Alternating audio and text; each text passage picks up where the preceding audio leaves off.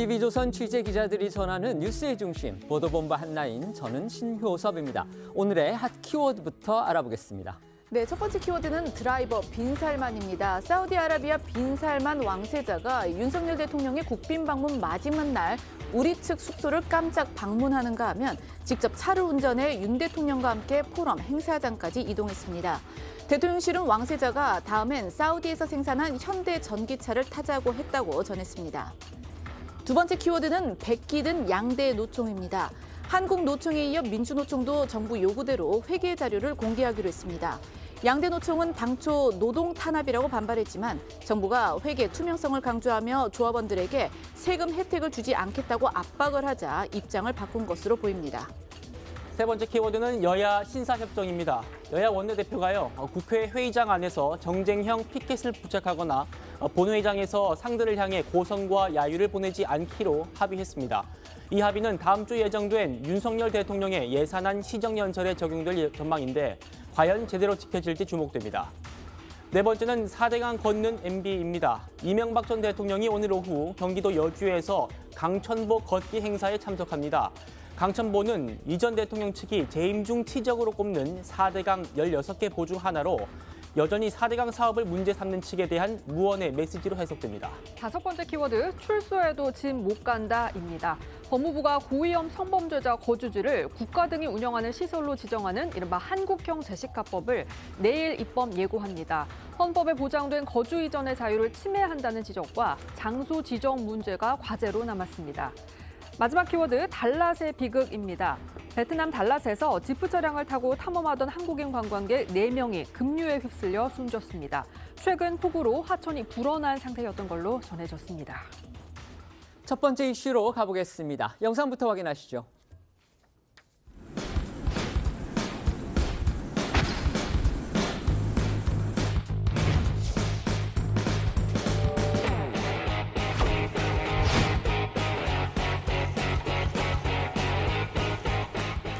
설탕을 치는 거 같아요. 하나 더 먹어보시죠.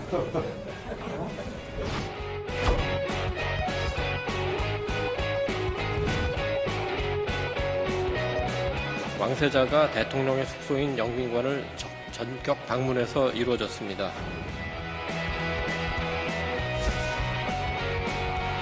왕세자가 직접 운전하는 차량 옆자리에 동승해서 끝까지 자리를 함께 했습니다.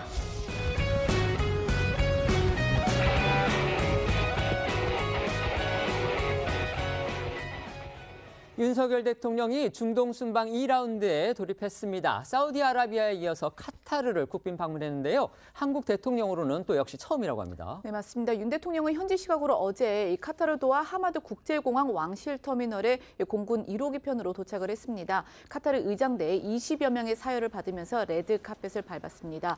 윤 대통령은 이 첫 일정으로 도하에서 열리는 이 국제 원예 박람회장을 찾아서 한국관 개관식에 참석을 했는데요. 전동 카트를 타고 현장에 도착한 윤 대통령은 이 카타르 국왕이 선물한 카타르 자생 대추야자 이 나무 묘목에 직접 물을 주기도 했습니다. 이어서 이 우리 기업의 스마트팜 수직 농장 이 원격 제어 기술 등을 살피고 또 스테비아 토마토 등을 시식을 하면서 이 관계자들을 격려하기도 했습니다. 카타르 국빈 방문 일정에 돌입한 윤 대통령의 모습 먼저 영상으로 보시겠습니다.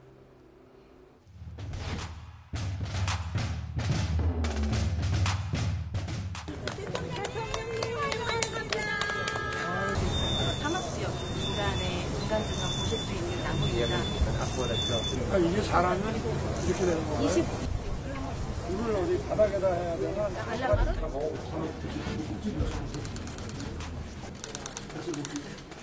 설탕을 치는 거 같아요. 거기다 보내줘. 하나 더 먹어보시죠. 설탕 씌워서 윤 대통령 오늘은 카타르 국왕과의 정상회담을 비롯해서 핵심 일정들이 아주 빽빽하게 잡혔다고 합니다. 그렇습니다. 현지 시각으로 오늘 오전에 카타르 국왕과 정상회담을 갖고요. 또 국빈 오찬도 함께할 예정입니다. 그동안 에너지와 또 건설에 국한됐던 양국 간 협력을 투자, 또 방산 등으로 확대하는 방안이 회담 테이블에 오를 걸로 보입니다. 윤 대통령은 앞서 진행된 이 카타르 국영통신사와의 서면 인터뷰에서도요. 카타르와의 협력 분야를 투자와 방산, 또 농업과 문화, 인적 교류까지 확대하겠다 이렇게 밝혔습니다. 윤 대통령은 정상회담 이후에는요, 한국과 카타르 비즈니스 포럼에 참석할 예정이고요. 이를 위해서 기업인 59명으로 구성된 이 경제사절단이 이 카타르 순방에도 동행을 했습니다. 이어서 윤 대통령 이 중동 순방 마지막 일정으로 카타르 교육도시인 에듀케이션 시티를 찾아서 이 청년 세대와 대화를 한 뒤 귀국길에 오를 예정입니다. 윤 대통령은 카타르에 앞서 방문했던 이 사우디에서의 일정 마지막 날에 또 극진한 예우를 받은 게 또 화제가 됐습니다. 빈 살만 왕세자가 예정에 없이 숙소를 찾아와서 직접 운전대를 잡고서 윤 대통령의 다음 일정까지 동행했다는 겁니다. 조선일보는 일명 기사로 이를 소개하면서 운전사는 빈 살만 15분 드라이브 초특급 대우 이런 제목을 붙였습니다. 이 빈 살만 왕세자는 사우디의 실권자죠. 그러니까 이 빈 살만 왕세자와 윤 대통령은 저희도 이제 앞서 전해드린 대로 지난 22일에 정상회담을 한 바가 있습니다. 그런데 이 대통령실에 따르면요, 현지 시각으로 어제 낮에 이 빈 살만 왕세자가 윤 대통령이 머물고 있는 숙소인 영빈관을 깜짝 방문을 했고 배석자 없이 통역만 참석을 한 채 윤 대통령과 23분가량 단독 환담을 나눴다고 합니다. 이 두 사람의 환담은 전혀 예정되어 있지 않았던 일정이었다고 하죠. 자, 그뿐만이 아니고 빈 살만 왕세자가 윤 대통령을 승용차 옆자리에 태우고요. 직접 15분 동안 운전을 해서 윤 대통령의 다음 일정이었던 이 포럼 행사장으로 함께 이동을 했습니다. 그런데요, 아까 보신 것처럼 그 차가요, 독일 차였습니다. 빈 살만 왕세자가 윤 대통령한테 다음에 또 오시게 되면 사우디에서 생산한 현대자동차의 전기차를 함께 탈 수 있길 바란다 이렇게 말했다고 합니다. 대통령실 관계자는 이 왕세자의 말이 단순히 농담이 아니라 절실한 바람이 담긴 것 같다면서 계획했던 것보다 빨리 또 한국 기업과의 협력으로 사우디 땅에서 전기차를 생산하는 날이 오길 바란다는 그 염원이 담긴 것 같다 이렇게 의미를 부여했습니다. 윤 대통령의 이번 국빈 방문을 계기로 해서요, 현대자동차하고 사우디 국부펀드가 이 생산 합작 투자 계약을 체결했습니다. 오일머니로 가득한 사우디, 그러니까 기름이 펑펑 나는 나라에서 전기차를 만든다. 이거 자체가 어떻게 보면 상당한 역발상이겠죠. 이 사우디 왕세자는 이런 프로젝트가 조속한 시일 내에 이 실질적인 성과로 이어지기를 희망했다. 이런 의미로도 해석할 수가 있겠습니다. 네, 또 빈 살만 왕세자는요, 윤 대통령과 이 포럼 행사장에 동반 입장을 했고요. 윤 대통령의 연설과 대담을 진행하는 동안 끝까지 자리를 함께 했습니다. 윤 대통령은 이 행사에서 아랍 속담을 언급을 하면서 대한민국은 미래를 위해 함께 연대할 수 있는 파트너다라고 강조를 했습니다. 대통령실 브리핑 들어보시고요. 포럼에서 나온 윤 대통령 목소리 이어서 들어보겠습니다.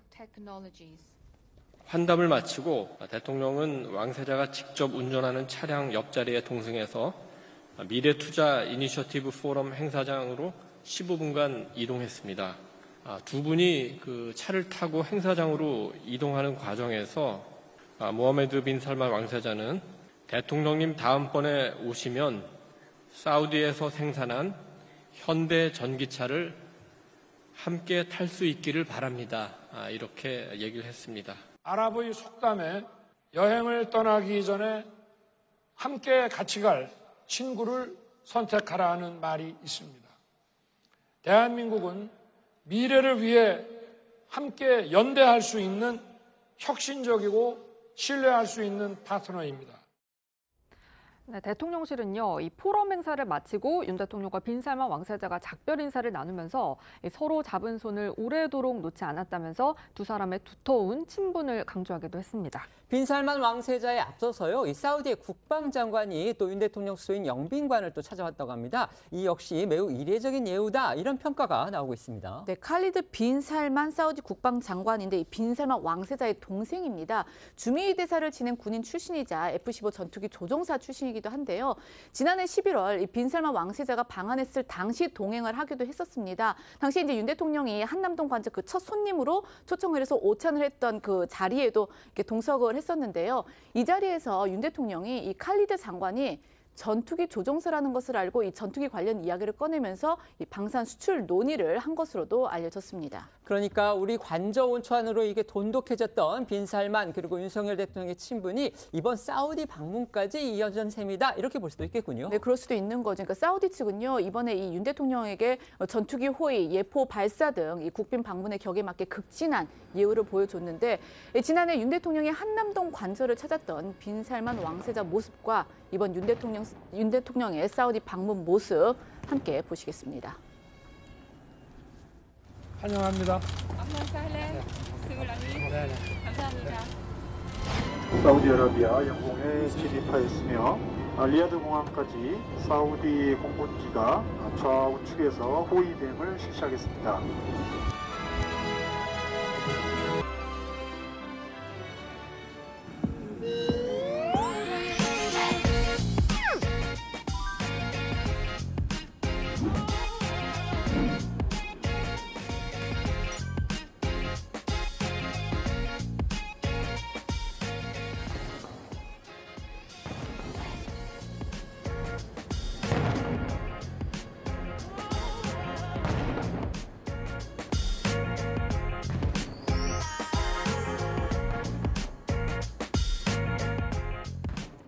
네, 지금 보여드린 영상에서 이제 자막에 뭐 멋짐 이런 얘기도 있었고요. 그다음에 쫙 이런 것도 있는데 이건 저희들이 넣은 게 아니고 이 윤석열 유튜브 그 측에서 저 콘텐츠를 만들면서 넣었다는 거 말씀을 드리겠습니다. 윤 대통령 사우디에서 이 빈살만의 역점 사업이죠. 초대형 미래 신도시 건설 프로젝트인 네옴시티 관련 전시관을 찾기도 했습니다. 이 자리에서도 대한민국의 1호 영업사원을 자처했다. 이런 일화가 또 전해져서 눈길을 끌었습니다. 그렇습니다. 윤 대통령은 사우디 투자부 장관의 안내를 받으면서 이 전시관을 둘러봤는데요. 특히 이 잠실 롯데타워를 서울부터 대전까지 이어서 짓는 것과 맞먹는 규모의 라인시티와 관련해서 세계적인 프로젝트가 현실화하는 걸 보고 싶다면서 네옴 프로젝트에 강한 협력 의사를 밝혔다고 합니다. 또 라인시티 모형을 관람하던 중에 산악 지형에 대한 언급이 나오니까 윤 대통령은 한국은 산악이 많기 때문에 산악 터널을 뚫는 것은 한국 기업들이 세계 최고다 이렇게 강조하기도 했습니다. 사우디 투자부 장관이 또 윤 대통령을 한국 기업을 세일즈하는데 단 1초도 낭비하시지 않는 것 같습니다. 이렇게 말해가지고 좌중에 웃음이 터졌다고 합니다. 윤 대통령 사우디 일정을 마무리하면서 이 순방에 동행한 경제사절단과 만찬을 갖고 격려하기도 했는데요. 특히 이 헤드 테이블에 대기업의 총수가 아니고 중소기업 그리고 스타트업 대표들이 함께 자리를 해서 눈길을 끌었습니다. 네, 윤 대통령은 이번 중동 순방에 동행한 경제사절단 180여 명을 한 자리에 초청을 해서 만찬을 함께 했는데요. 삼성전자 이재용 회장, 현대차그룹 정의선 회장 등 주요 대기업 총수들도 참석을 했습니다. 그런데 말씀하신 것처럼 윤 대통령이 앉는 이 헤드 테이블에는요, 이들이 아니라 중소기업 또 스타트업 대표들이 자리를 했고요. 대기업 중에는 네옴시티 수주 사업을 벌이고 있는 오세철 삼성물산 사장만 함께 자리를 했다고 합니다. 대통령실은 윤 대통령이 사우디와 중동 지역에서 이 사업을 일으키고 사업을 하고 있는 그런 중소기업과 스타트업 대표들과 함께 앉아 대화를 나눴다고 설명을 했습니다. 윤 대통령이 이렇게 중소기업과 이 스타트업 대표들을 챙기는 동안 이재용 회장과 정의성 회장은요, 각각 4번 그리고 5번 테이블에 앉아서 중소기업 그리고 스타트업 기업인들과 대화를 나눴다고 합니다. 윤 대통령은 앞으로도 이 대기업과 중견기업, 중소기업, 스타트 기업이 다 함께 모이는 자리를 자주 마련하겠다고 약속을 하고 자신도 영업사원으로서 열심히 뛰겠다 이렇게 강조를 했는데요. 만찬장에서 나온 윤 대통령 목소리 들어보시고 또 대통령실 설명도 이어서 들어보시겠습니다. 정부와 기업은 원팀입니다. 어렵고 불합리한 일이 있다면 언제든지 말씀해 주십시오. 우리 기업의 수출과 수주에 도움되는 일이라면 뛰고 또 뛰겠습니다. 앞으로 우리 기업들이 더 큰 성과를 거둘 수 있도록 마음껏 뛸 수 있는 운동장을 넓혀가는데 정부도 모든 노력을 기울일 것입니다. 대통령이 앉은 헤드 테이블에는 대기업 회장들이 아니라 사우디와 중동 지역에서 사업을 일으키고 사업을 하고 있는 중소기업, 스타트업 대표들이 함께 자리를 했습니다. 어제 이재용 삼성 회장도 참석을 했습니다만 4번 테이블에 앉았고 정의선 현대차 회장도 5번 테이블에 앉아서 함께 앉은 중소기업, 그다음에 스타트업 기업인들과 활발하게 대화를 나눴습니다.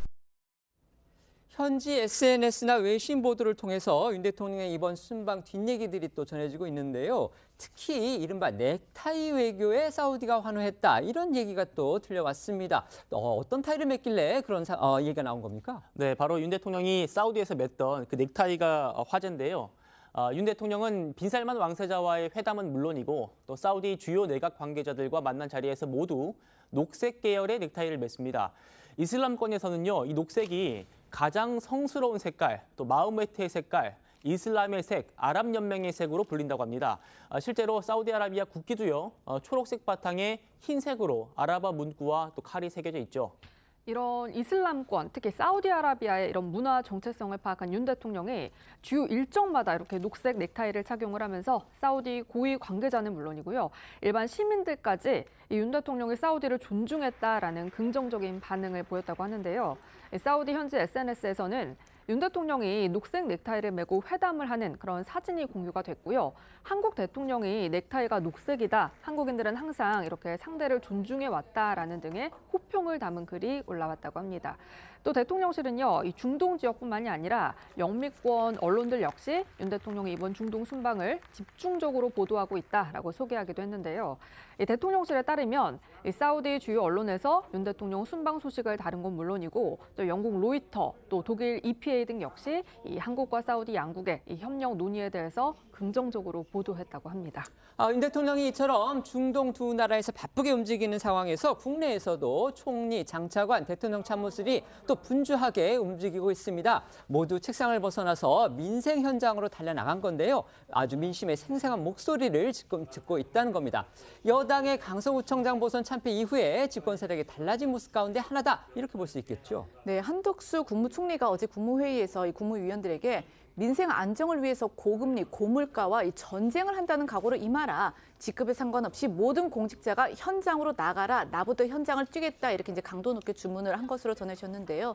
곧바로 서울 마포구에 위치한 농수산물 시장을 찾아서 이 배추 등의 물가를 점검을 하고 또 현장 민심을 살폈습니다.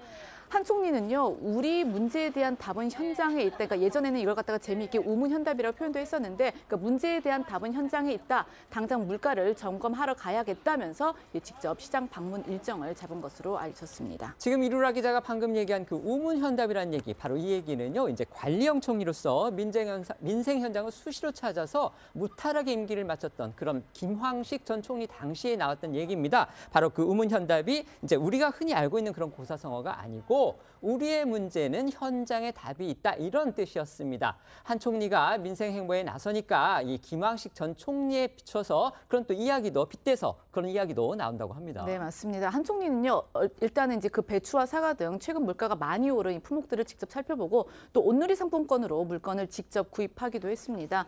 이 민생 물가 안정을 위해서 총력을 다하겠다. 이 민생과 직결되는 품목들을 특별히 관리하고 있다고 시장 상인들을 안심시킨 것으로 또 전해졌습니다. 한 총리의 이 같은 행보, 윤 대통령이 또 각별하게 당부한 것에 따른 것이다, 이렇게 알려졌어요. 맞습니다. 윤 대통령은 중동 순방을 떠나기 앞서서 한 총리에게 내각은 제대로 된 민심 청취에 힘써달라면서 어려운 국민들의 생생한 절규를 듣는 현장 행정에 매진해달라고 직접 주문한 걸로 전해졌습니다. 총리 비서실 측도요, 한 총리의 농수산물 시장 방문이 원래 예정되어 있던 일정이긴 하지만 윤 대통령의 말에 따라서 어느 정도 일정을 앞당겼다면서 앞으로 국민이 체감할 수 있는 변화에 집중할 계획이다, 이렇게 말하기도 했습니다. 한 총리뿐 아니라요, 기재부 차관도 대형마트로 갔고요. 또 농식품부 정책실장들은 설탕 공장, 또 계란 유통센터를 찾아서 물가 잡기에 힘을 보탰다고 하고요. 또 이영 중기부 장관도 노량진 수산시장을 찾아서 매출을 확인했다고 합니다. 자, 민생 현장으로 나갔던 한덕수 총리, 또 이영 장관의 모습도 영상으로 보시겠습니다. 민생 안정을 위해 고물가, 고금리와 전쟁을 한다는 각오로 임해 주시기 바랍니다. 직급에 상관없이 모든 공직자가 현장으로 나가 주십시오. 국민을 직접 만나야 합니다. 그리고 각자의 위치에서 무엇을 해야 할지 현장에서 느끼고 고민해 주십시오. 저부터 늘 현장에서 뛰겠습니다.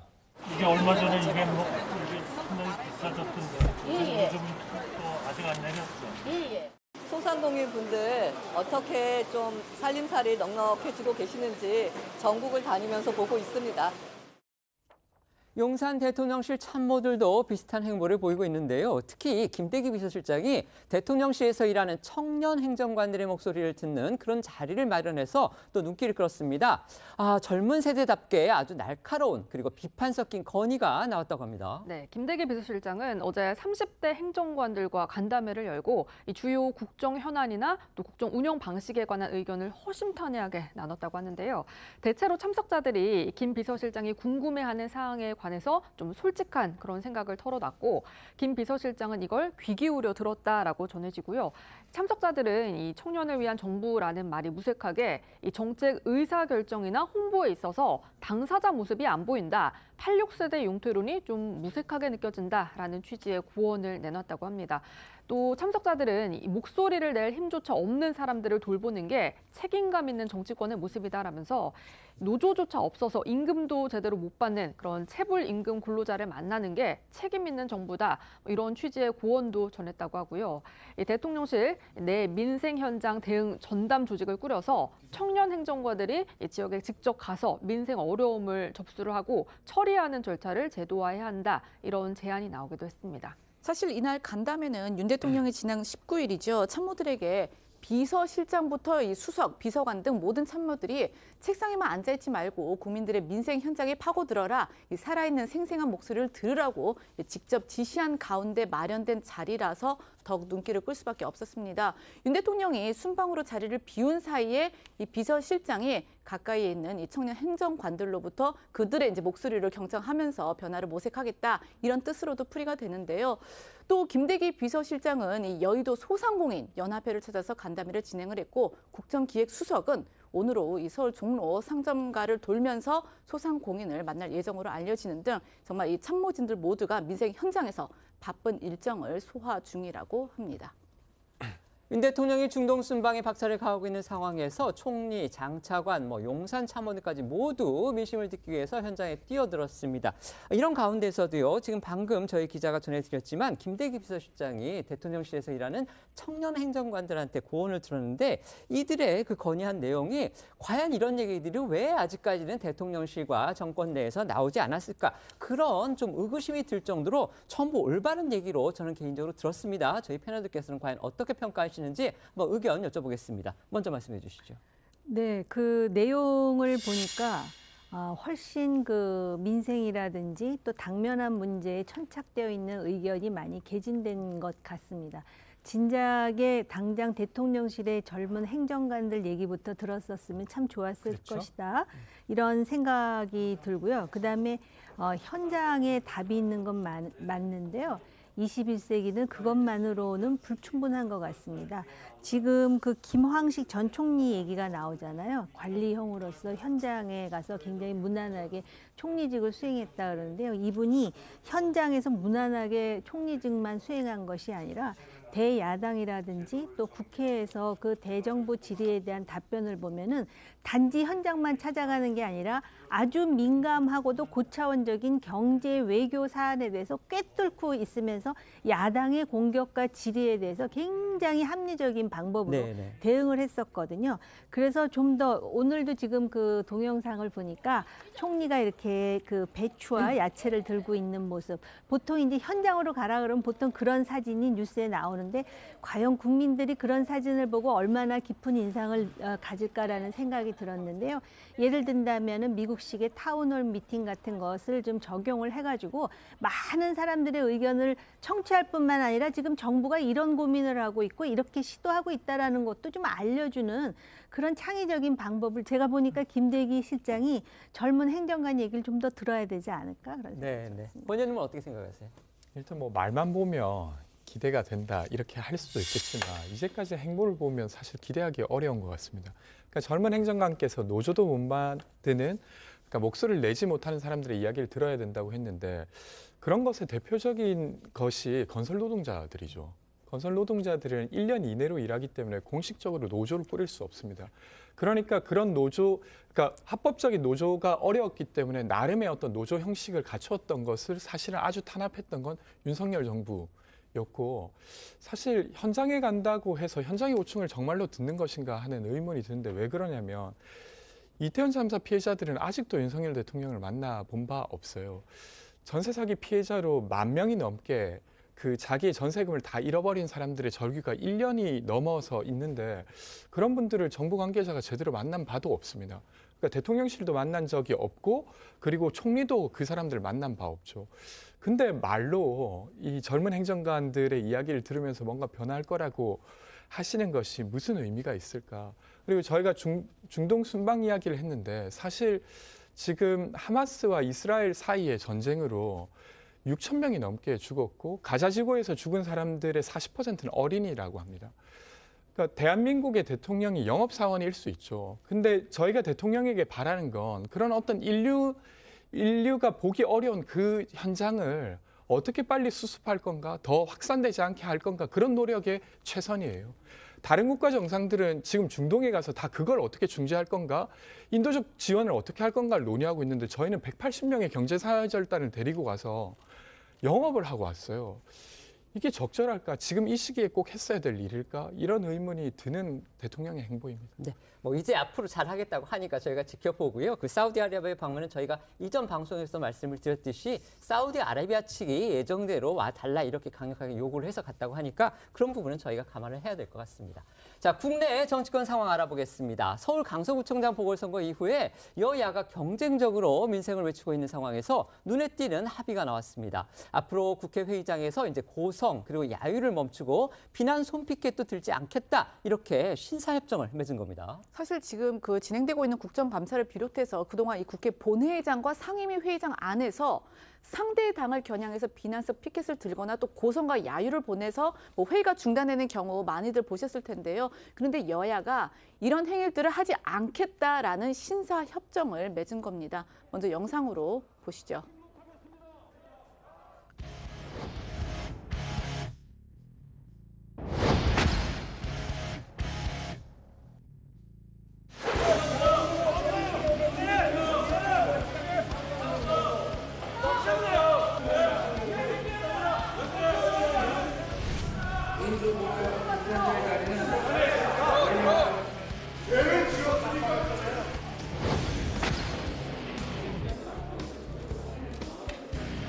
피켓을 하는 거 받아들일 수가 없어요. 야당제는 피켓 시위했잖아. 이건 여러분들 격을 스스로 떨어뜨리는 겁니다. 왜 이렇게 이 피켓을 벌벌 떠는지 모르겠습니다. 간사님이 떼라고 해도 저는 못 되겠습니다. 안 되지.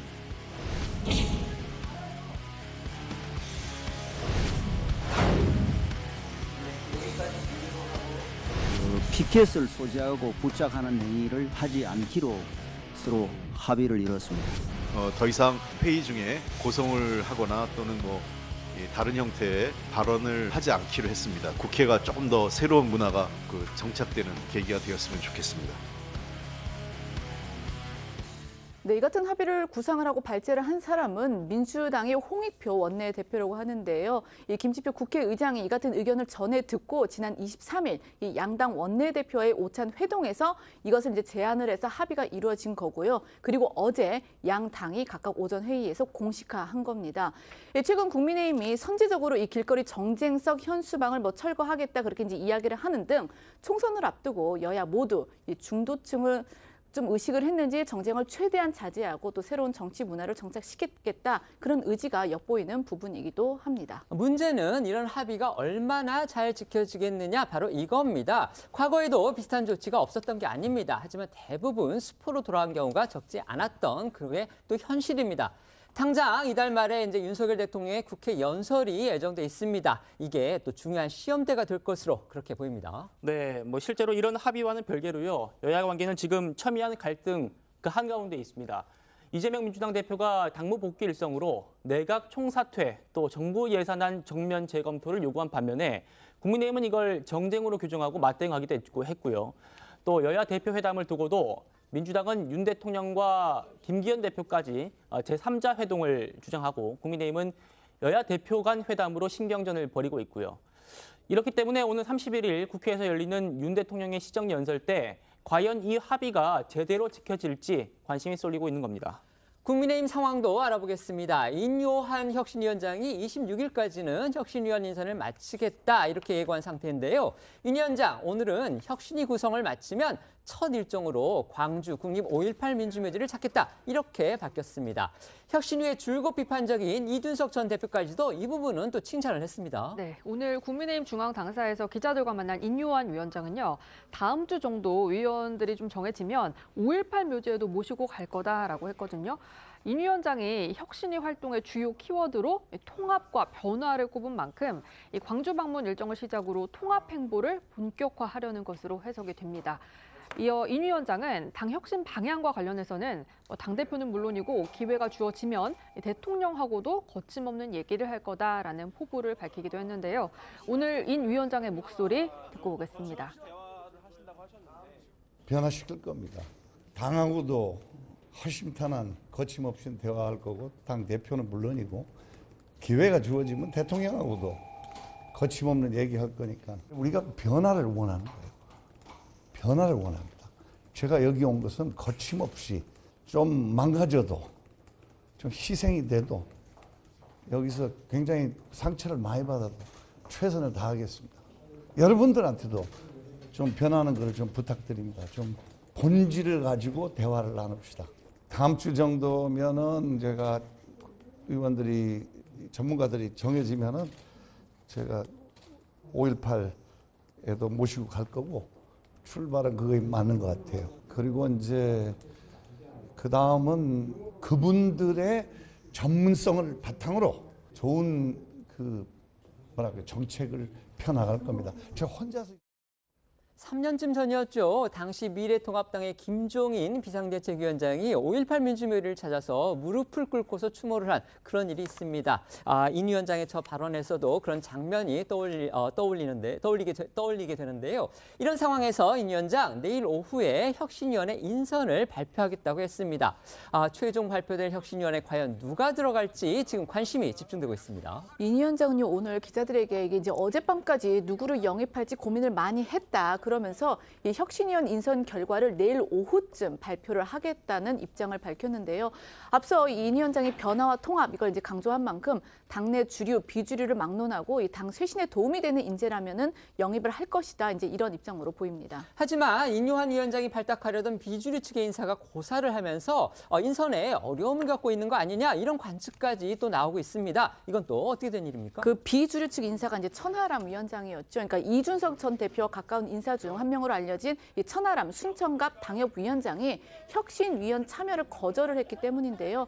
천 위원장은 오늘 라디오에 나와서 이 부분에 대해서 인정을 했습니다. 그러니까 인 위원장이 직접 어젯밤 전화를 걸어와서 이 혁신위원 참여를 제안을 했지만 본인이 거절을 했다고 밝혔고 그 이유로 본인이 지난 해에 이 최재형 혁신위에 혁신위원으로 참여를 했다는 점, 이제 그 점과 또 본인의 어떤 순천 지역구 활동 등을 이유로 들었다고 하는데요. 천 위원장의 발언 들어보시겠습니다. 솔직하게 말씀드리면은 네, 솔직하게. 좀 제가 이번에 그 혁신위에 참여하는 거는 좀 자기 모순인 것 같아요. 무슨 얘기냐면 저는 그 김기현 대표가 사퇴하시는 게 옳다라고 얘기했었고 지금도 그렇게 생각합니다. 예. 근데 이번 혁신위는 어쨌든 김기현 대표 체제를 유지하면서 뭐 이렇게 혁신위를 하겠다라는 거 아니겠습니까? 저는 뭐 말하자면은 김기현 대표 시간 벌기용 뭐 허수아비 혁신위원 이런 건 할 생각이 전혀 없습니다. 자, 천 위원장 그러면서 혁신위원으로 추천하고 싶은 인물로 대표적인 비주류 인사죠. 하태경 의원을 꼽으면서요.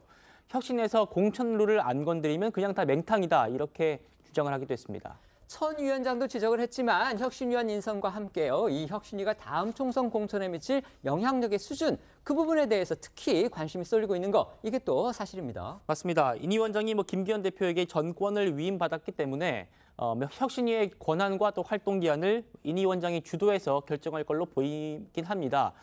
국민의힘 안에서는 혁신위가 정말로 전권을 지는 것이라면 내년 총선 공천 방향을 정하는 데도 핵심적인 역할을 해야 한다 이런 목소리가 계속 나오고 있습니다.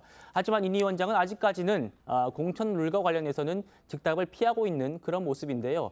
그러면서도 집 같으면 기초를 잘 다져놓으면 될 것 같다 이렇게 말하기도 했습니다. 직접 듣고 오시겠습니다. 공천 룰도 손을 보시는 건가요? 제가 집 같으면 기초를 잘 다져놓으면 그 다음에 잘 되리라고 봅니다. 그리고 민주당에 좋은 사람들도 많아요. 제가 원래 전라도 순천이에요. 민주당 사람들하고 친합니다. 좋은 분 많이 계십니다.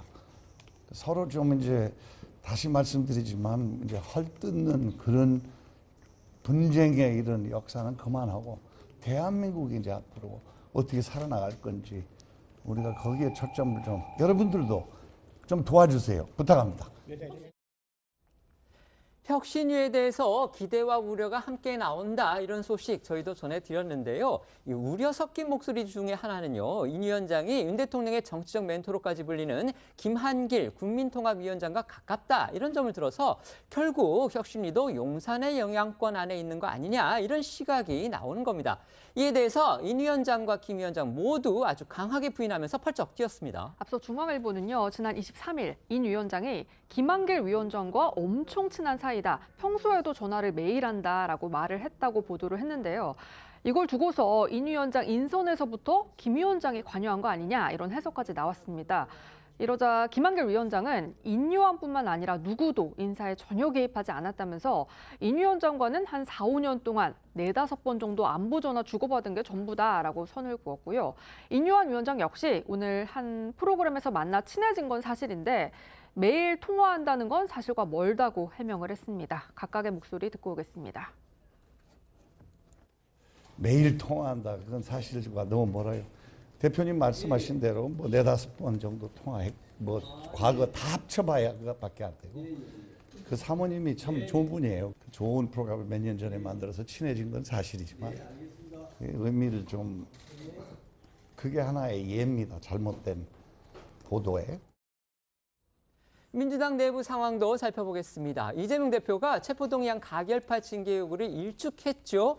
그런데도 불구하고서 지금 당내는 여전히 안정되지 않는 그런 분위기입니다. 그러니까 당무 복귀 후에 낸 첫 메시지가 이 가결파 징계에 대해서 왈가왈부하지 말라 이제 이 부분이었습니다. 그러니까 어떻게 보면 이재명 대표가 통합을 선언했기 때문에 이 가결파 징계 청원 그 절차도 윤리심판원으로 넘어가지 않기로 이제 그렇게 결정이 됐는데 아직도 이 강성 친명계 지도부에서는요 이 가결파 압박성 발언이 이어지면서 좀 당내가 시끌시끌한 분위기입니다. 먼저 이재명 대표 목소리부터 들어보시겠습니다.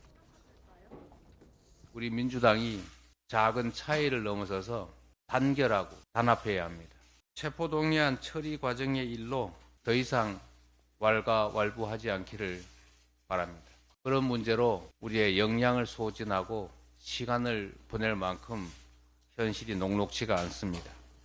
그러니까 이 기조에 따라서 이제 이재명 대표는 내일 전현직 민주당 원내대표들과의 도시락 오찬 간담회를 열기로 했습니다. 그러니까 당 운영과 관련한 의견을 좀 청취할 예정이라고 하는데 간담회는요. 홍익표 원내대표를 비롯해서 이제 전직 원내대표죠. 우상호, 우원식, 홍영표, 이인영, 김태년, 윤호중, 박홍근 그리고 박광온 의원이 참석을 할 예정인데 이제 이 가운데에서 홍영표 그리고 박광원 의원 등은 약간 이제 비명계로 분류가 되는 만큼 이 자리에서 이제 가결파 징계 등 좀 계파 갈등과 관련한 논의도 주고받을 것으로 보입니다. 이렇게 이 대표가 통합을 선언함에 따라서 이른바 이제 가결파들에 대한 징계 청원 논의는 사실상 종결됐다 이렇게 지금 보이고 있습니다. 하지만요 강성 친명계 지도부 안에서는요 이 가결파에 대한 압박성 발언이 계속 이어지고 있기 때문에 이게 과연 끝난 거냐 이런 또 의심이 나오고 있는 겁니다. 네, 말씀하신 것처럼 일부 당 지도부 인사들을 중심으로요 이 징계 가능성을 열어놓은 듯한 그런 발언이 계속 나오고 있습니다. 특히 강성 친명계 인사들은 이 가결파의 공천 불이익 가능성도 우회적으로 언급하는 등 압박 기류가 가시지 않는 그런 모습입니다. 자, 서은숙 최고위원은 한 인터뷰에서요. 가결파 징계 논란은 일단락이 된 것 같지만 징계 청원 절차가 언제든 재개될 수 있다 이런 취지로 말했고요. 또 정청래 최고위원 역시 잘못하는 사람은 벌을 줘야 되는 게 당연하다면서 목소리를 높였습니다. 들어보시죠. 당대표나 최고위 지도부를 할지라도 네. 이 당의 주인은 당원이지 않습니까? 그렇죠. 당원들이 또 어떤 생각을 하고 어떤 행동을 할지는 저희들도 잘 모르는 상태이고요. 해당 행위를 해놓고도 이걸 징계하면 안 된다 이렇게 주장하면 안 되는 거예요. 신상필벌이라는 게 있지 않습니까? 그럼 잘하는 사람은 상을 주는데 잘못한 사람은 벌을 줘야 되는 거 아닙니까? 당연한 거죠. 이런 주류 내부의 엇갈린 목소리를 두고서 비명계에서는 지도부 역할극이라는 좀 냉소적인 반응도 나오고 있는데요.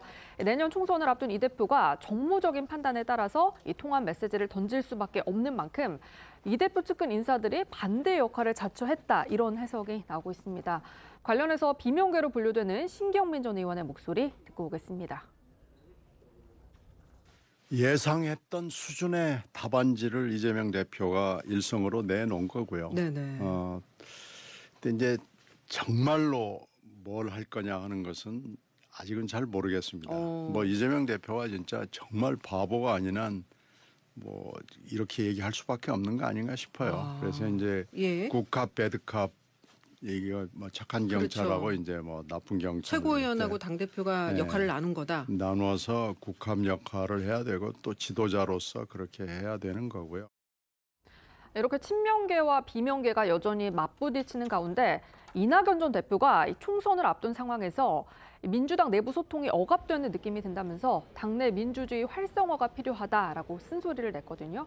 그러면서 모두 이재명 대표 책임이란 뜻은 아니지만 그걸 활발하게 만들 수 있는 사람은 가장 강력한 분은 이재명 대표인 게 틀림없다라며 좀 목소리를 높이기도 했습니다. 질문을 요 두 패널께 이제 각각의 질문을 드리려고 합니다. 먼저 정호김 의원님께는요, 이 질문 드리겠습니다. 지금 여당 안에서 인유한 위원장이 내일 26일이면 내일이죠. 내일 그 혁신위원 인선 내용을 발표를 하겠다 이렇게 지금 예고를 했습니다. 그런데 지금 혁신위에 대해서 이제 자꾸 회의적인 얘기들이 많이 나오고 있어요. 그렇기 때문에 윤 위원장으로서는 그 혁신위원의 면면을 과연 어떻게 제시하느냐에 따라서 이 첫 관문이 좀 넘을 수 있을 것이냐 아니면 첫 관문부터 난관에 부딪힐 것이냐 이게 결정이 될 것 같습니다. 자, 어떤 방향이 돼야 될 걸로 생각을 하십니까? 아마 이제 누가 혁신위원이 되느냐에 따라서 이것이 인요한 위원장의 자율적인 결정이냐 아니면 당과 협의했는가 내지는 당의 입김이 세게 불었는가 뭐 이런 것들을 해석할 여지가 정확하게 얘기하면 여전히 당보다는 친윤이라고 생각하시는 거죠? 있습니다. 네. 그럴 뿐만 아니라 지금 이제 친윤 비윤을 말씀하셨잖아요. 그런데 그 안에 소위 이제 그 친윤 색깔 또 비윤 색깔이 있는 정치인이 들어가면 단순히 들어갔다로 끝나는 게 아니라 몇 대 몇이냐를 가지고 또 이제 설왕설래가 있을 것 같아서 제 생각으로는 상당히 그 당에 대해서 비판적인 애정을 갖지만 적어도 자기 얘기를 할 수 있는 30, 40대의 젊은 그러면서 총선 공천으로부터 자유로운 사람들을 어떤 식으로든 좀 물색하는 게 어떤가라는 생각이 들고요. 지금 인요한이라는 간판은 참 출발이 좋았습니다. 그런데 벌써부터 이제 지금 말씀하셨듯이 그런 얘기가 나오는데 두 가지 근거로 볼 때 나름대로 지금 위원장이 굉장히 뭔가를 변화와 통합을 혁신을 시도하려고 지금 노력하고 있다는 게 보여지는 것이 첫 번째로는 천하람 위원장한테 전화를 했다는 건 아닙니까? 물론 이제 천하람 위원장은 여러 가지 이유 때문에 자기가 이제 거절을 했는데 그거는 결국은 통합에 있어서 이준석 그리고 유승민이라는 이 변수를 모르는 것처럼 하면서 넘어갈 수 없다라는 걸 분명히 했고요. 그다음에 지금 이 혁신위원회 말고 벌써부터 총선 기획단이라든지 인재영입위원회 얘기가 나오거든요. 지금 그 혁신뿐만 아니라 총선의 공천이라든지 인재영입이 굉장히 중요한데 벌써 뭐 사무총장이 단장이 되는 총선기획단 인재영입위원회 얘기가 나오는 것은 역발상으로 보자면 인요한 위원장이 굉장히 이거를 자율적으로 뭔가 해 나가려고 하니까 어디선가 지금 견제가 들어가는 건가 이런 생각이 드는 거는 결국 인요한 위원장은 혁신을 하겠다는 의지가 있다라는 반증이거든요. 네네. 그렇기 때문에 이러한 전체적인 그런 부분 그리고 본인은 그 당내에 세력이 없지 않습니까? 그런데 지금 아마 이 그 국민의힘이 지금 긍정적인 방향으로 나가기를 원하는 언론이 있을 것이고 그래서 잘 본인의 생각을 소신 있게 얘기하고 활용하고 그리고 그런 관점에서 지금 혁신위원을 꾸리고 그러면서 견제와 균형 그리고 혁신을 하지 않으면 나중에 이거 12월 달에 또 어떻게 될지 모른다는 위기의식을 아마 본인도 갖고 있지 않을까 생각합니다. 알겠습니다. 권 의원께는 이 질문 드리겠습니다. 네. 아까 저희가 이제 민주당 상황을 들어봤는데 네. 이제 이재명 대표가 당무에 복귀한 후에 일성으로 낸 얘기는 그 이른바 가결파 의원에 대해서 징계 이제 그런 거 생각하지 말자 이렇게 통합의 메시지를 냈습니다. 그런데 친명계 주류에 속하는 이제 이른바 지도부에 있는 강성파 지도부에서는 그런 건 좀 다른 결의 메시지가 나오고 있기 때문에 아까 신경민 전 의원이 이런 얘기 했지 않습니까? 국합 배드캄 얘기했기 때문에 과연 이 신경민 전 의원의 이 논평에 대해서 동감을 하시는지 아니면 이건 너무 지나친 과잉 반응이라고 생각하시는지 한번 평가해 주시죠. 저는 과잉 반응이라고 생각하고요.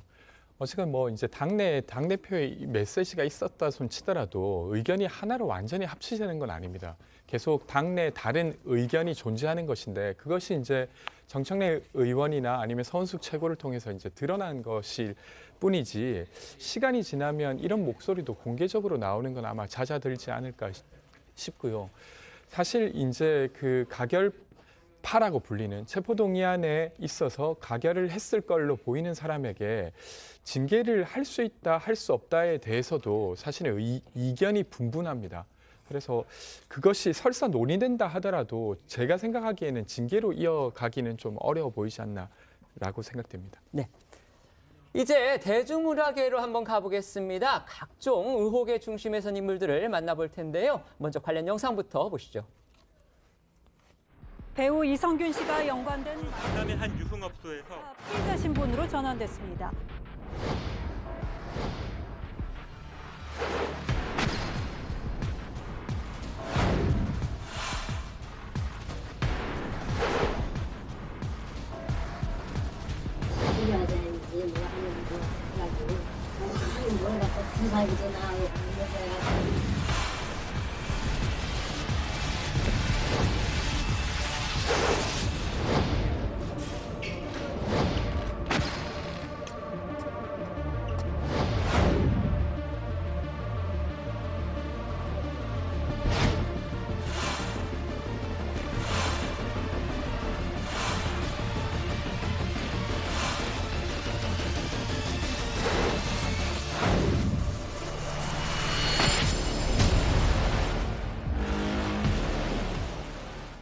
먼저 이성균 씨 마약 투약 관련된 얘기부터 해보겠습니다. 이 의혹을 두고서 파장이 일파만파 지금 커지고 있습니다. 그런데 이번 수사가 이 씨가 자주 찾던 강남의 이른바 회원제 유흥업소에서 시작이 된 것으로 알려져서 또 한 번 충격을 주고 있습니다. 네, 이번 사건으로 좀 이제 불거진 부분이 이 강남의 고소득층을 이제 대상으로 한다는 그 회원제 유흥업소 이 부분에 대한 이제 내용인데 이 유흥업소에 대한 마약 첩보를 확인하는 과정에서 이성균 씨에 관련한 이 마약 투약 의혹이 이제 불거진 건데요.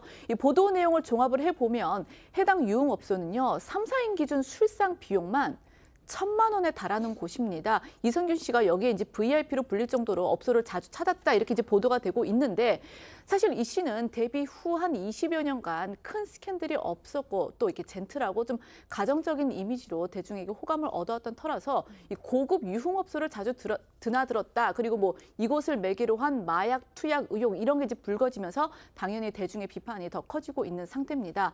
이런 보도 등과 관련해서 이성균 씨 변호인 측에도 좀 입장을 물어봤는데 일단 그 후속 보도들과 관련해서 이제 좀 자극적인 부분, 사실과 다른 부분들이 있어서 이 부분들에 대해서는 조만간 입장을 밝힐 기회가 있을 수 있다라고 좀 말을 아끼는 모습이었습니다. 어쨌든 이 문제 유흥업소 이게 이번 수사의 시발점이 된 거 이건 또 사실이죠. 맞습니다. 경찰은 수사를 통해서 해당 유흥업소 실장 A씨를요. 마약류 관리법상 위반 혐의로 체포해서 지난주 구속한 상태고요.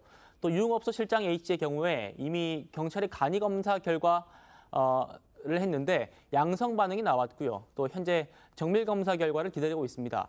경찰은 A씨의 혐의를 확인하는 과정에서 이성균 씨와 또 수차례 연락한 내역 등을 파악한 걸로 전해지고 있습니다. 앞서 이성균 씨 측은요. 이번 마약 사건과 관련해서 협박을 당해서 수억 원을 갈취당했다면서 관련자를 고소한 상태인데 이 A씨가 이 씨를 협박한 인물로 알려진 사람입니다. 경찰이 이성균 씨가 투약한 것으로 의심하는 이 마약 한 종류가 아니다 이런 소식도 전해졌습니다. 이성균 씨는 마약류 관리에 관한 법률 위반으로 대마 이외에 또 향정신성 의약품 투약 혐의가 추가돼서 불구속 입건된 상태인데요. 이성균 씨 측은 일단 마약 혐의 인정 여부에 대해서는 말을 아끼고 있는데요. 이성균 씨가 대마를 흡입한 장소로 앞서 구속된 유흥업소 실장 A씨의 거주지가 거론이 되고 있어서 만약 A씨한테서 정밀 검사 결과 다른 마약류가 추가로 검출이 된다면 A씨와의 관련성을 경찰이 들여다볼 가능성도 있습니다. 일단 경찰은 최대한 빠른 시일 안에 이성균 씨를 정식 소환 조사할 계획인 것으로 전해졌는데요. 이번 주 안으로 신체 마약 시약 검사를 진행하고 또 투약한 마약의 종류, 투약 횟수 등도 확인을 할 것으로 보입니다.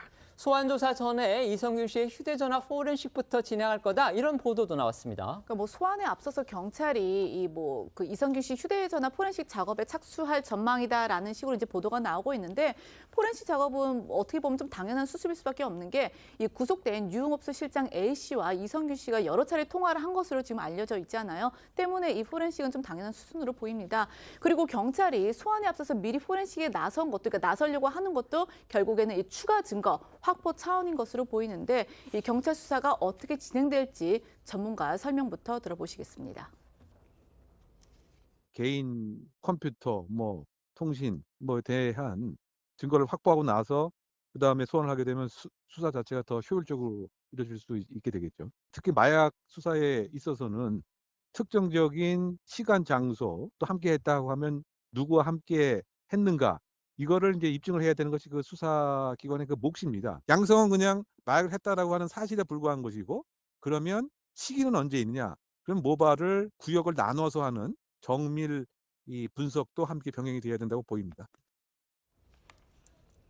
일단 이성균 씨 측 변호인은요, 이 소환 일자를 비롯해서 포렌식 부분 이런 부분에 대해서 통보받은 부분은 없으나 이게 이제 모든 경찰 수사에는 좀 성실히 임할 것이다 이런 입장만 밝힌 상태입니다. 그리고 이제 조만간 소환 조사를 받게 되면 이 휴대전화 포렌식 결과 등을 토대로 해서 실제 마약을 했는지 여부, 그리고 만약 했다면 언제 어디서 했는지 등을 경찰이 집중적으로 수사할 것으로 보이는데요.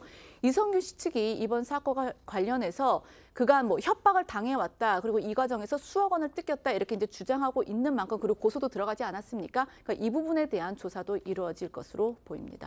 이번 사건으로 이성균 씨의 차기작 개봉, 그러니까 이미 촬영을 마친 작품도 있다고 합니다. 이것까지 지금 개봉이 불투명해졌고요. 광고계에 미치는 여파도 지금 상당합니다.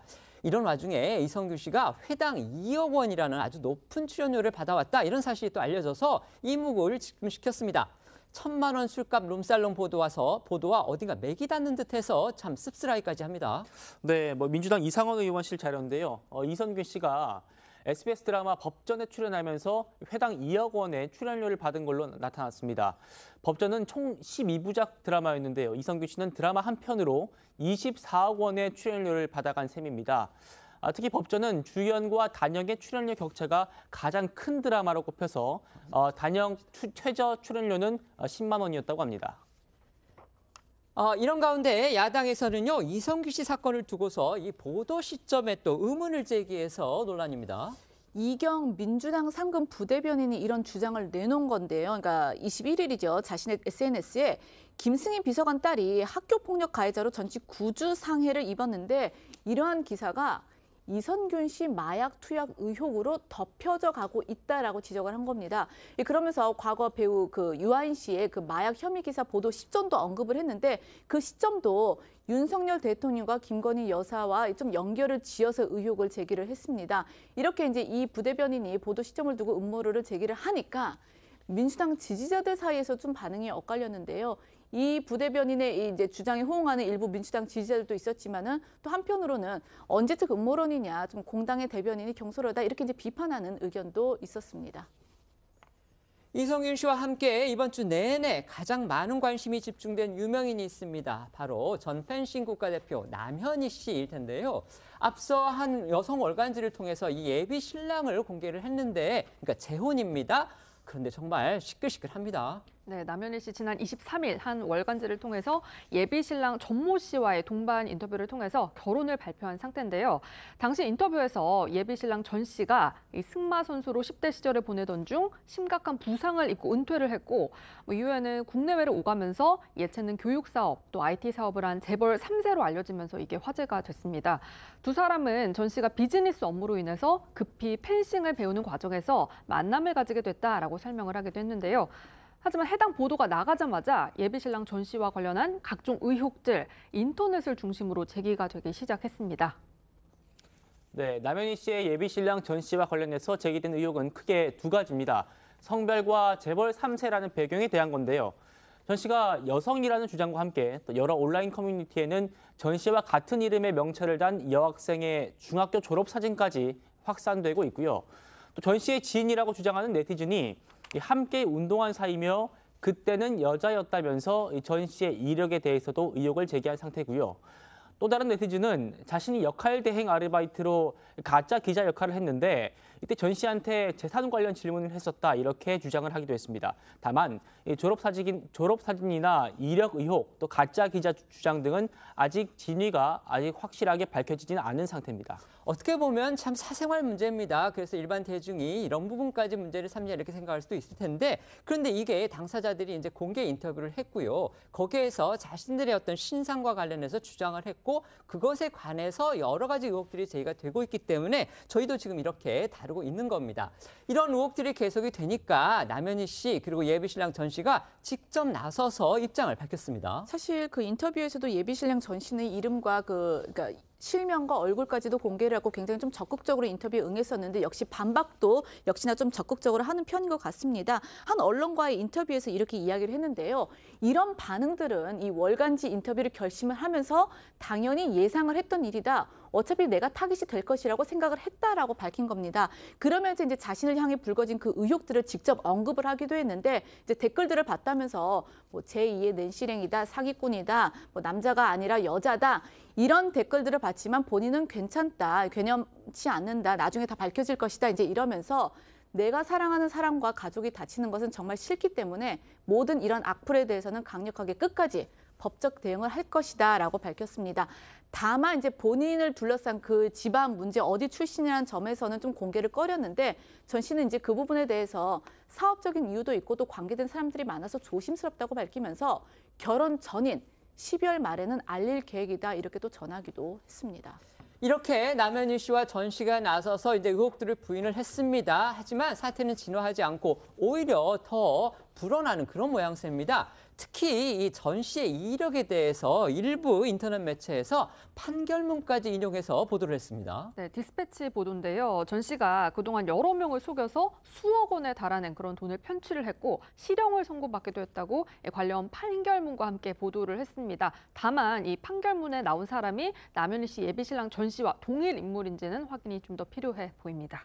일단 그 판결문에 나온 이제 피고인의 이름이 이제 같은 것으로 그렇게 지금 디스패치는 보도를 하고 있습니다. 이런 보도에 대해서 남현희 씨 그리고 예비신랑 전 씨의 입장 나왔습니까? 아직까지 그 보도에 대해서 공식 입장은 내지는 않은 상태인데요. 저도 이제 오늘 오전 이 보도를 보고 나서 남현희 씨에게 계속 연락을 취하긴 했지만 통화가 되지는 않았습니다. 다만 이제 인터넷상에서 이 각종 의혹이 제기가 되자마자 이제 남현희 씨나 뭐 전 씨가 매체 인터뷰에 나서서 이제 루머에 대응하지 않았습니까? 그런 만큼 이제 조만간 좀 이 보도에 대한 입장도 내지 않을까 예측이 되고 또 관련 그 이제 인터뷰를 한 매체에서도 추가 이제 보도를 하겠다 그렇게 이야기를 한 상태입니다. 자, 이런 가운데 전 씨가 스스로 승마 선수 출신이었다고 밝힌 데 대해서 대한승마협회 측은 확인해 줄 수 없다 이런 반응을 남겨서 의문이 좀 커진 상태입니다. 의혹이 일파만파 커지고 있는 만큼 후속 보도와 또 남현희 씨 측의 반론이 나오는 대로 저희가 전해드리도록 하겠습니다. 지금부터는 어쩌다 이런 일이 코너로 이어가겠습니다.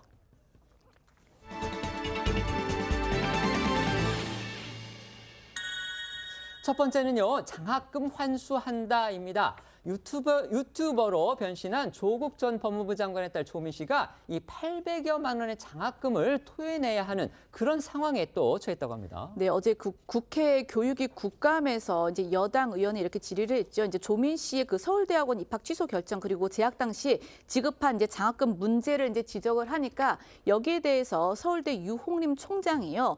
입학 취소가 마무리되면 장학금 환수에 나서겠다라는 입장을 밝힌 겁니다. 앞서 조민 씨는 2014년 2월 고려대 졸업 후에 서울대 환경대학원 석사과정에 진학을 해서 서울대 동문회 산하 장학재단인 관학회에서 총 802만 원의 장학금을 수령한 것으로 알려졌는데요. 이후 이 부산대 의전에 입학이 결정돼 2014년 가을 서울대 질병 휴학계를 낸 후에는 등록금을 납부하지 않아서 학적부의 이름을 지우는 조치인 이 미등록 재적 신분을 현재 유지하고 있는 상태입니다. 네, 어제 교육위 국감에서 국민의힘 정경희 의원이요. 서울대 총장을 향해서 조미 씨가 서울대 입학하기도 전에 장학금 400만 원을 지급을 하고 2014년 2학기는 부산대 의전원에 다닌다고 휴학계를 냈는데도 400만 원을 지급했다면서 이 정도면은 묻지마 장학금 아니냐 이렇게 꼬집었습니다. 이어서 조 씨가 다른 장학생의 3배가 넘는 이례적인 금액을 받았는데도 환경대학원 교수들은 하나같이 조 씨를 추천한 적이 없다고 한다면서 서울대가 조 씨의 입학을 취소하고 또 장학금을 환수하는 동시에 이 장학금 지급에 관여한 사람이 누군지 그 전모를 밝혀야 한다 이렇게 지적을 했습니다. 영상 보고 오시겠습니다. 조민이 서울대에 입학도 하기 전에 장학금 401만 원을 지급했습니다. 2014년 2학기에는 조민이 부산대 의전원에 다니느라고 서울대에 휴학계를 내고 다니지도 않았는데 또 장학금 401만 원을 줬어요. 다른 학생들은 학비를 버느라고 밤낮 없이 아르바이트를 합니다. 이 정도면 묻지마 장학금 아닙니까? 조민이 장학금을 수령한 것은 다른 학생들에게 돌아갈 기회를 빼앗은 부당한 것인 만큼 서울대는 조민의 입학을 취소하고 장학금을 환수하는 동시에 2014년 관악회 묻지마 장학금 지급에 관여한 사람이 누군지 그 전모를 철저히 밝혀야 한다고 보는데 총장님은 어떻게 생각하세요? 입학 취소 절차가 매듭이 되면 그 사실을 관악회 통고하고 그리고 이후 말씀하신 절차에 대해서 요청을 하도록 하겠습니다. 네. 고려대가 지난 2월에 조민 씨의 입학을 취소를 했죠. 그렇기 때문에 이제 학부 졸업장이 있어야 지원할 수 있는 이 대학원의 입학 자격 자동 상실하게 됐습니다. 하지만 서울대는 아직까지도 이 조민 씨의 입학 취소 결정 그리고 장학금 환수 처리 절차 매듭짓지 않고 계속 진행 중이다. 지금 이겁니다. 맞습니다. 조 씨는 지난해 1월 법원에서 이 정경심 전 동양대 교수의 유죄가 확정된 이후 자신의 입학을 취소한 부산대 의전원 또 고려대를 상대로 입학 취소 불복 소송을 제기한 바 있었는데요. 하지만 지난 4월 부산지법은 조 씨 어머니인 정경심 전 동양대 교수 형사재판 결과에 따라서 입학 원서, 자기소개서의 경력사항 허위 기재, 또 위조 표창장 제출 등을 근거로 이 부산대를 상대로 한 조민 씨의 청구를 1심에서 기각을 했습니다. 이후 고려대를 상대로는 민사소송 첫 번째 이 변론 기일을 한 달 앞둔 지난 7월에 이 조 씨는 자신의 SNS를 통해서 고려대와 부산대 입학 취소에 대한 소송 취하 의사를 밝힌 바 있는데요. 또 서울대는 조 씨 입학 취소 여부 결정을 위해서 졸업한 대학들의 학적 처리 현황 파악에 들어간 상태로 전해졌고요. 통상적으로 학적 처리 사실 확인 후에는 입학 취소 여부 결정까지 한 3개월 정도 소요될 걸로 예상이 된다고 밝혔습니다. 조민 씨도 서울대의 장학금 환수 조치 이런 부분에 대해서 입장을 밝혔죠. 네, SNS에 입장을 밝혔는데요. 이 국정감사에서 미등록 제적된 이 학교까지 언급을 하다니 뭐 놀랐다 이러면서 절차에 따라서 환수를 요청한다면은 이제 기꺼이 따르겠다라는 입장을 밝힌 겁니다. 그리고 또 이 서울대 환경대학원 학적을 포함한 모든 학력은 본인에게 이미 아무 의미가 없고 해당 장학금 역시 애초에 내가 요청한 적도 없는 그런 장학금이다라고 밝히면서 또 휴학 당시 이 부분, 그러니까 관악회에 전화를 해서 휴학을 했으니까 이 받은 장학금을 돌려주겠다고 했지만 관악회에서 그런 절차가 없다고 했다는 점까지도 언급을 했습니다. 조민 씨에 대해서 서울시가 이제 입학 취소 절차 지금 아직은 진행 중이고요. 그런데 지금 국감에서 장학금을 환수해야 하는 거 아니냐 이런 지적이 나오니까 서울대 총장이 입장을 밝혔습니다. 이 국감장에서의 논란 어떻게 보셨습니까? 뭐 절차에 따라서 그리고 본인도 절차에 따라서 토해내야 되는 거면은 하겠다 그러는데 저는 그냥 개인적으로 가장 궁금한 부분이 본인이 요청하지도 않았는데 입학 전부터 수백만 원의 장학금을 준 사람 그리고 그 환경대학원에 어느 누구도 줬다는 사람이 없대잖아요. 그게 개인적으로 굉장히 궁금하고요. 그리고 솔직히 그런 부분은 있습니다. 국정감사장에서 지금 전직 법무장관의 딸 얘기에 대해서 이렇게 시간을 할애하는 것이 이게 유익한 일이냐라는 그런 부분에 대한 의문은 있어요. 그렇지만은 어찌됐든 이러한 그 공직자의 딸 그리고 입학 문제 이것이 진짜 미중유의 사회적인 그런 어떤 그 혼선과 그리고 좌절을 낳은 만큼 이거는 뭐 절차대로 하리라고 보여집니다. 네. 뭐 저도 그 입학 취소가 된다고 하면 환수하는 게 맞다고 생각하고요. 근데 사실 인원이 2019년에 다 끝난 거 아니었습니까? 그리고 당시에도 조민 씨가 2학기 장학금 같은 경우는 휴학 상태로 받았기 때문에 이거 돌려줘야 되지 않냐라고 당시에 의뢰를 하니까 돌려주는 절차가 딱히 없어서 못 돌려줬다는 이야기도 당시에도 있었습니다. 그래서 본인의 의사와도 맞기 때문에 아마 환수될 거라고 생각하고요.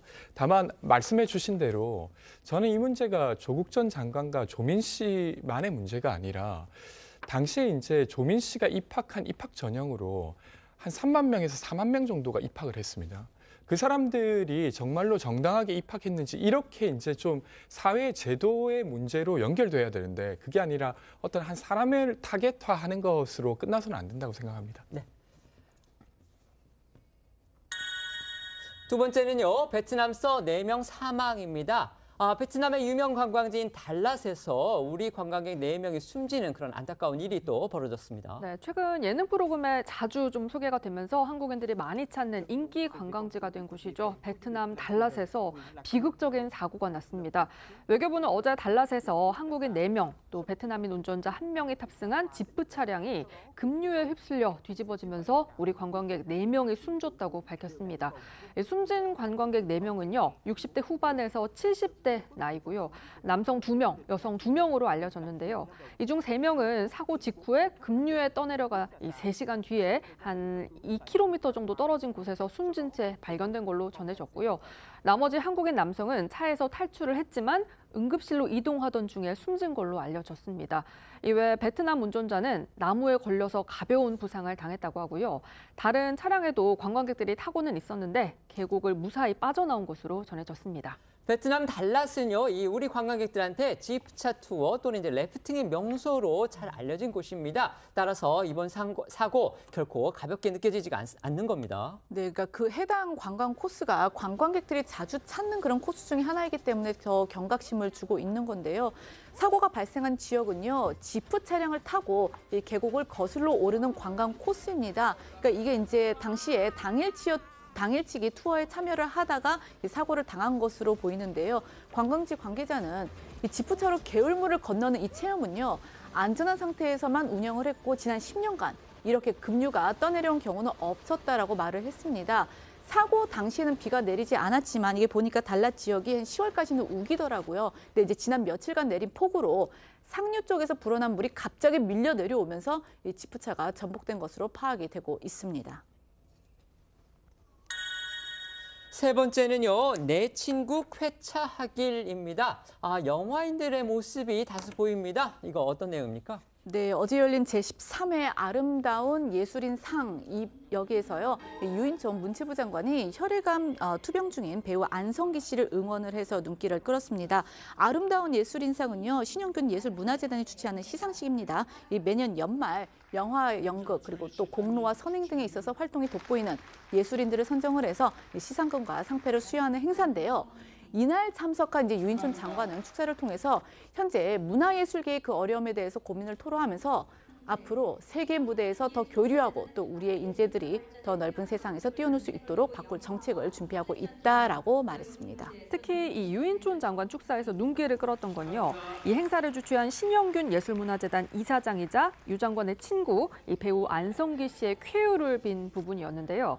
유 장관은 축사 말미에서 제 친구 안성기가 더 건강해져서 활발하게 스크린에서 얼굴을 볼 수 있는 그런 날이 오길 바란다고 했습니다. 직접 목소리 듣고 오시죠. 고민이 굉장히 많습니다. 세계 무대에 지금 나갈 수 있는 좋은 위치에 와 있는데 오히려 우리한테는 위기가 와 있다 이렇게 생각해서 앞으로는 오히려 훨씬 더 세계 무대에서 더 교류하고 우리의 인재들이 더 넓은 세상에서 뛰어놀 수 있도록 그런 장으로 다시 바꿀 수 있는 그런 정책을 준비를 하고 있습니다. 마지막으로 저의 친구 안성기 더 건강해져서 활발하게 다시 스크린에서 얼굴을 볼 수 있는 날을 기대하면서 축사에 관람했습니다. 이날 시상식의 주인공인데 여러 명이 있었는데요. 그중에 한 사람이 배우 이정재 씨였습니다. 네, 영화 예술인상의 주인공 배우 이정재 씨가 선정이 됐습니다. 배우 이정재 씨, 넷플릭스 드라마 오징어 게임으로 미국 에미상 수상을 했고요. 또 한국 콘텐츠의 이 세계화에 기여를 하고 최근 직접 연출한 영화죠. 헌트로 한국 영화 발전에 공헌한 점을 인정받았습니다. 이 트로피를 품에 안은 이정재 씨는요, 감격스러운 수상 소감을 전했는데요. 들어보시겠습니다. 다시 부흥할 수 있는 한국 예술의 해가 되기를 더욱더 노력하겠습니다. 감사합니다.